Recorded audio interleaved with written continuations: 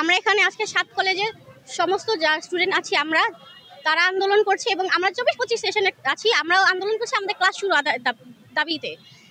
এছাড়াও আমাদের হচ্ছে যারা আমাদের ব্যাপারটা বুঝতে পারছে, আমাদেরকে সহযোগিতা করছে, আমাদের ইন্টারমিডিয়েটের ছোট ভাই বোনেরা, তারাও আমাদেরকে অনেক সাহায্য এখানে করছে। আজকে আমাদের হচ্ছে যদি এক দফার আন্দোলনের কথা বলতে যাই তাহলে এক দফার আন্দোলন আজকে আমাদের 2তম দিন। গতকাল আমরা সারাদিন আন্দোলন করেছি এবং সারা রাত আমার ভাইয়েরা এখানে উপস্থিত ছিল, তারা এখানে অবস্থান নিয়েছে। এখন আবার আজকে সকাল থেকে আমরা সকলে আন্দোলনে যোগদান করেছি। যতক্ষণ না পর্যন্ত আমাদের দাবি আদায় হচ্ছে, অর্থাৎ আমাদের অধ্যাদেশ জারি হচ্ছে, ততক্ষণ পর্যন্ত আমরা রাজপথেই থাকবো। আমরা এটা শিক্ষা মন্ত্রণালয়ের কাছে, আমরা রাষ্ট্রের কাছে দাবি করছি, কারণ এটা রাষ্ট্রের দায়িত্ব। একজন স্টুডেন্টকে সে কিভাবে সমস্ত সুযোগ সুবিধা দিয়ে পড়াশোনা করাতে পারে, এটা রাষ্ট্রের দায়িত্ব। কারণ আমরা ভবিষ্যতে কিন্তু রাষ্ট্রের কাজে অবশ্যই এটা তো জানানো হয়েছে, এই যে এত মিডিয়া নিউজ করছে বা আমরা এই যে যারা আমরা সোশ্যাল মিডিয়াতে বলছি বা আমরা এই যে রাজপথে আছি, এই যে সবার মুখে মুখে আছে যে সেন্ট্রাল ইউনিভার্সিটি স্টুডেন্টরা আন্দোলন করছে, তাহলে কি এটা কি তারা জানতে পারছে না?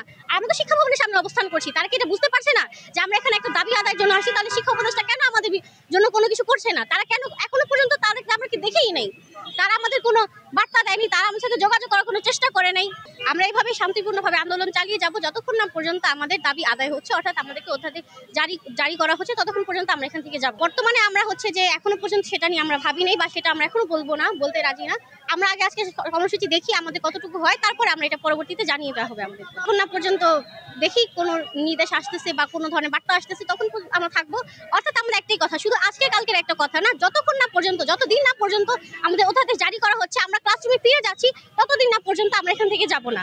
কি কর্মসূচি হবে, কিভাবে হবে, সেটা আমরা অবশ্যই পরবর্তীতে জানিয়ে দেবো। আমি মারিয়া মোর্শেদ মিম, আমি Dhaka central university student, 24-25 session.